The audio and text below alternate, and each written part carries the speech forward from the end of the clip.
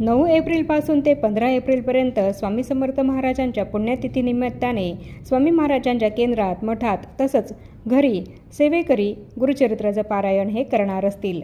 तर गुरुचरित्राचं पारायण करताना त्याचे काही महत्त्वाचे नियम पाळूनच आपल्याला हे गुरुचरित्राचं पारायण करायचं असतं. तसंच खाण्यापिण्याचे सुद्धा काही महत्त्वाचे नियम आपल्याला गुरुचरित्राचं पारायण करत असताना पाळायचे असतात. जसं की गुरुचरित्राचं पारायण करणाऱ्या व्यक्तीने कांदा लसूण हा खाऊ नये. तसंच 7 दिवस एकच धान्य हे खायचं आहे. तर याप्रमाणे गुरुचरित्राचं पारायण करत असताना आपल्याला काय खायचं आहे, काय खायचं नाही आहे, कोणत्या भाज्या वर्ज्य आहेत, कोणत्या भाज्या आपल्याला खायच्या आहेत, फळभाज्या खायच्या आहेत, पालेभाज्या खायच्या आहेत, याबद्दलची संपूर्ण माहिती जाणून घेण्यासाठी खाली दिलेल्या त्रिकोणावर क्लिक करा आणि व्हिडिओ पूर्ण बघा. व्हिडिओमध्ये मी तुम्हाला संपूर्ण योग्य ती माहिती दिलेली आहे.